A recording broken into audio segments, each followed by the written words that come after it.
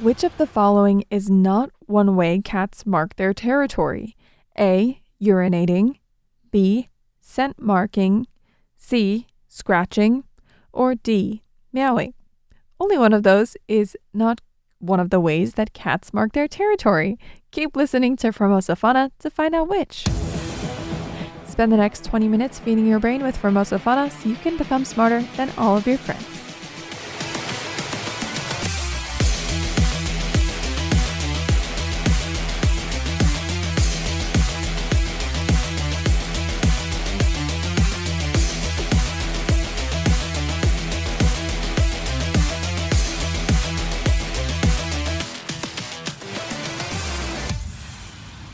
Every Friday is Formosa Fauna Friday. Hello, I'm Tristan Hildebrand, the voice of Formosa Fauna.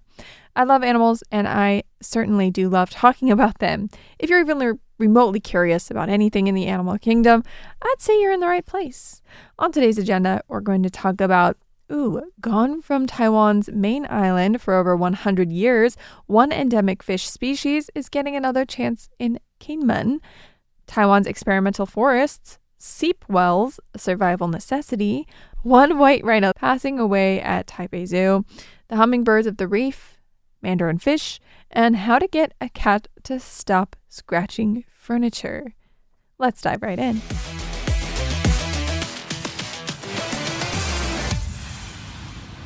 For today's animal news update, we travel to Kinmen, an archipelago of islands out west of Taiwan, where efforts are underway to bring back an endemic fish species that disappeared from Taiwan's main island nearly a century ago.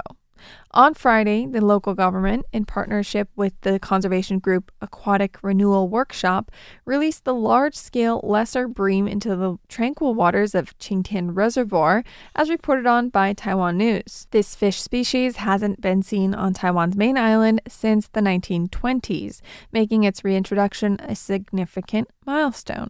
Field surveys revealed fewer than 200 individuals remained in the wild, prompting the focused conservation drive. The workshop's director, Chen Kwang-Yao, reported that thanks to targeted intervention in areas such as Taiwu Pond, populations have grown to about, take a guess, it was 200 to begin with, 28,000, and about 15,000 of those are living in Longling Lake. The Qingtian site offers favorable conditions as it lies within a restricted zone with minimal human disturbance, making it an ideal semi-natural habitat to reintroduce the species. But the work is not without its challenges. There are invasive species entered via imported waterline conduits, threatening the lesser-bream's survival.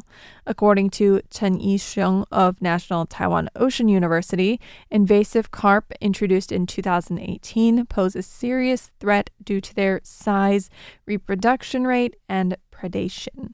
Environmental factors including pollution, widespread pesticide use, concreting of riverbanks, and habitat loss were all major contributors to the fish's disappearance from Taiwan's main island. And experts say Kinmen's relative isolation, cleaner waters, and low-intensity human development may have made it the last refuge for the species in Taiwan. This initiative in Kinmen offers some hope that through careful management and habitat restoration, species long lost from large parts of their historic range may find a second chance. Apart from promoting education and leisure activities for students and the general public, experimental forests play an indispensable part in protecting Taiwan's flora and fauna. Within the College of Bioresources and Agriculture's experimental forest managed by National Taiwan University, NTU, ecological conservation zones safeguard stands of red cypress, broad-leaved maculus, and Taiwania trees, species that defines Taiwan's mountain ecosystems. At Duigaoyue, surveys have identified 317 vascular plant species, 17 kinds of macrofungi, nearly 300 moths and beetle species, and 85 bird and mammal species. These rich biomes are both natural laboratories and living classrooms, essential to maintaining biodiversity and training future generations of forestry and conservation professionals, as according to the Taiwan Review. University-run forest estates also serve as important field sites for students at all levels. National Zhongxing Universities, or NCHU's, Huisun Forest Area in Nantou County, it spans 7,477 hectares. And that makes it one of the largest of these estates, and it offers real-world training in forest ecology and management. Their director said the forest not only supports NCHU's research, but also welcomes students from Taichung Senior Agricultural Vocational High School for hands-on practice. That's part of the university's social responsibility mission. NCHU additionally manages 3 smaller experimental forests in New Taipei, Tainan, and Taichung, totaling about 800 hectares. Wu says many secondary schools have forestry-related departments, and they need large woodland for practical, hands-on experience, making them glad to meet the demand. Other institutions, including Chinese Culture University in Taipei, National Yilan University in Yilan County, and National Pingdong University of Science and Technology, and National Jiayi University in southern Taiwan, maintain similar research and teaching forests. The most extensive of these holdings is the NTU Experimental Forest, which, if you thought the 7,477 hectares was large, this one, even larger at 32,770 hectares, and that is across Nantou's Lugu, Shuili, and Xinyi townships, so it crosses over 3 different townships with its size, and that is honestly, seriously, according to their statistics, nearly 1% of Taiwan's total land area. Its diverse range of elevations, from the banks of the Zhuoshui River to the slopes of Yushan, Taiwan's highest peak at 3,952 meters, creates an exceptional mix of habitats. They say that it's an ideal location for teaching and research. NTU-EF Deputy Director Wei Chang says together with their conservation work, these constitute top missions for the department. The forest also serves as a national resource for environmental education, with thousands of NTU students and over 2 million annual visitors participating in guided activities and forest bathing programs, as reported on by Taiwan Today. Among the 5 forest recreation zones within the NTU-EF, which is the NTU Experimental Forest, again, the largest of those holdings, the Shito Nature Education Area in Lugu Township remains one of Taiwan's most visited natural attractions. Even on rainy weekdays, thousands of visitors stroll through its towering stands of cypress and oak or ascend the 220-meter-long skywalk suspended more than 20 meters above ground. Its combination of research, recreation, and accessibility makes Shito a model for sustainable forest use and public engagement. The origins of Taiwan's experimental forests date back to the Japanese colonial period, which ran between 1895 and 1945, when the colonial government established forest stations and field schools to study silviculture, timber production, and watershed management. Many of today's university-managed forests were once part of that system, overseen by the Taihoku Imperial University, which was the predecessor of National Taiwan University, and the Tokyo Imperial University.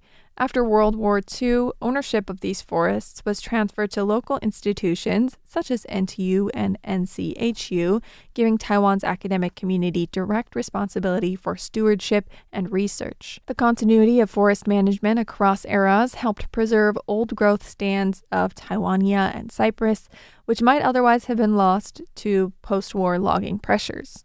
Today, these forests reflect both scientific legacy and forward-looking conservation.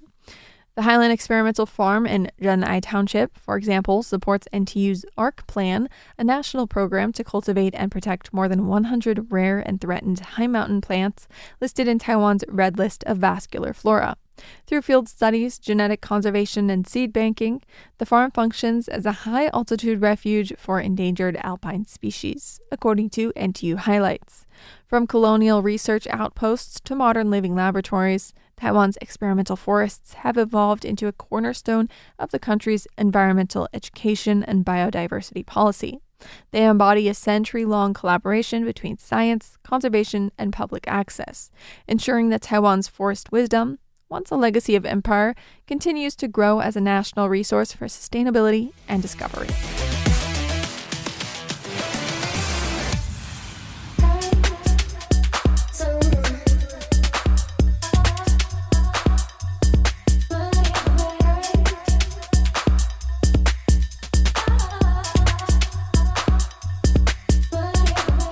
Formosa Fauna, we typically like to feature some survival tips. Usually these are centered around wildlife encounters, like bees, piranhas, bears, lions, or wolves. But today, we're talking about another crucial part of survival, something essential for all life: water.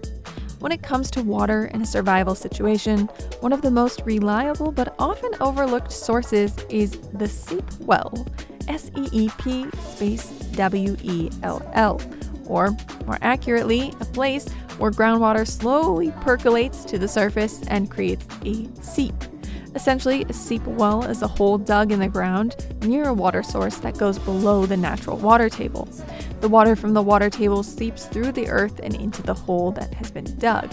If the hole is dug the correct distance away from the original water source, your water is naturally purified.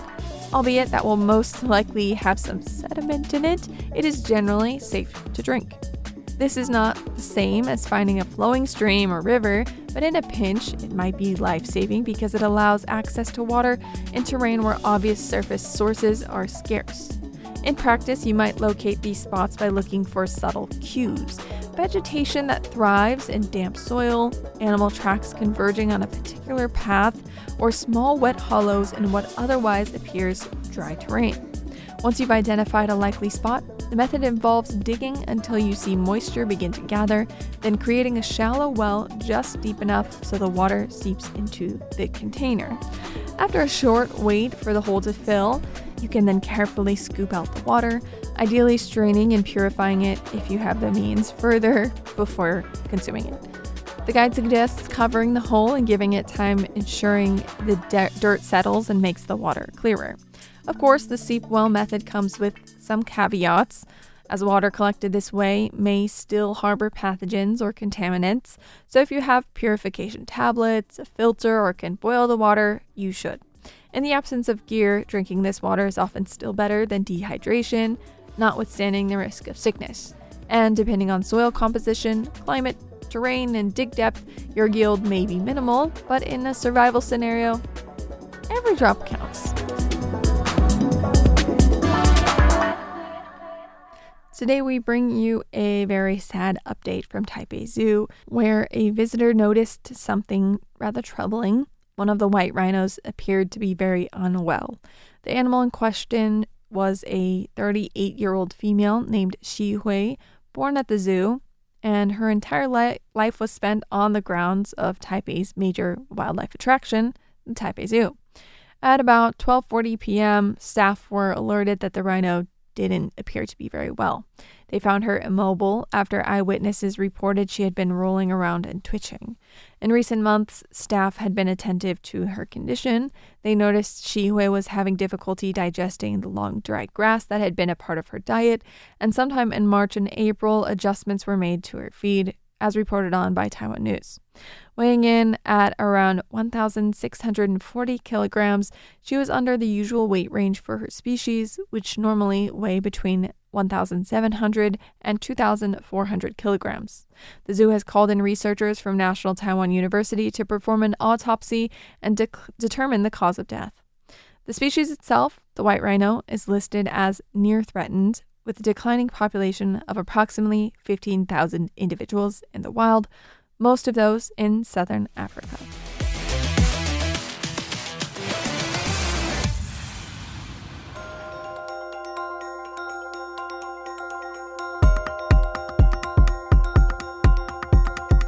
Taiwan is an island that is 70% covered by mountains, lakes, and jungle. Taiwan's early connections to the Pacific and Southeast Asia are well established and are the basis for seeing Taiwan as an ocean nation. Did you know that over 17,000 species thrive in the deep sea where no light penetrates the ocean waves? Or that there are 38,000 different kinds of microbes in just 1 liter of seawater? These were all discoveries made by the Census of Marine Life, a 10-year international effort that assessed the diversity, distribution, and abundance of marine life. Today, you're going to learn about the hummingbirds of the reef, as they are called, mandarin fish. Imagine a betta fish, but patterned halfway like a clownfish, with stripes and dots, and with eyes set up similar to a hammerhead shark. They have wide, flat foreheads with eyes on both sides. Their coloring also features stripes and dots throughout, and they're a mixture of different colors, although they seem to be consistent throughout.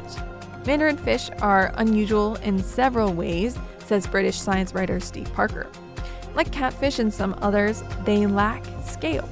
They rely on their warning colors and thick, distasteful mucus to combat would-be predators. They even have 2 sets of jaws, very unusual, I think. One used to seize prey and one in the throat area to crack and crush the shells or other hard coverings of food, allowing them to eat a varied diet. That diet consists of very small creatures, like shrimp and other crustaceans, coral polyps, worms, and eggs. These mandarin fish typically live at a slower pace, bottom-dwelling, while they spend most of their days in dens among reefs, rocks, and rubble. At night is when they emerge to feed. Male mandarin fish are larger than females and have a tall spine at the front of the dorsal fin on the back. When they get into fights with other males or they're trying to show dominance, they typically show that long, tall spine. In many regions, males outnumber females by 10 to 1.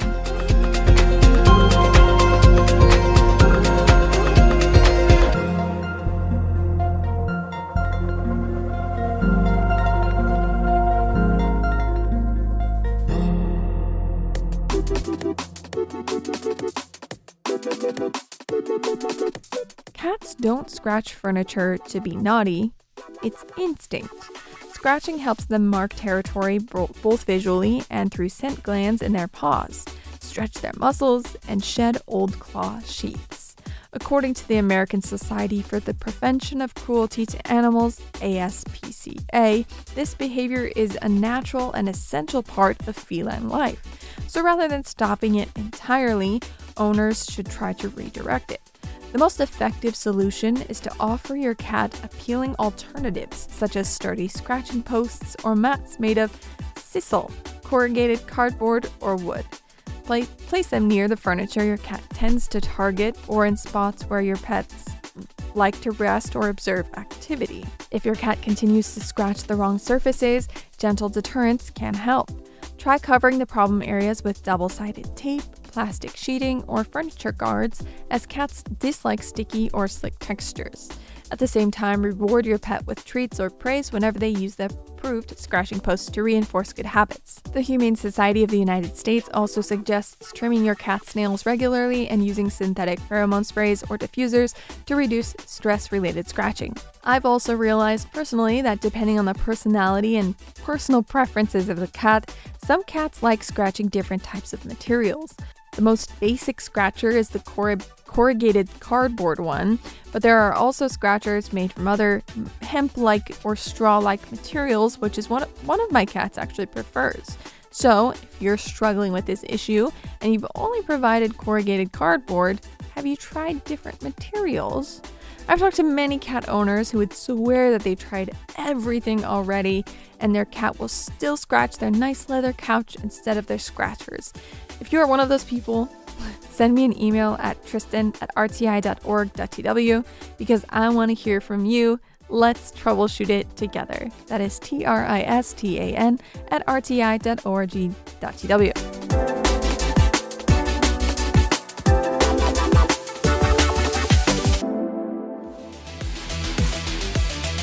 Making it to the end of an episode makes you a Formosa Fauna friend. See you next time for Formosa Fauna Fridays here on Radio Taiwan International.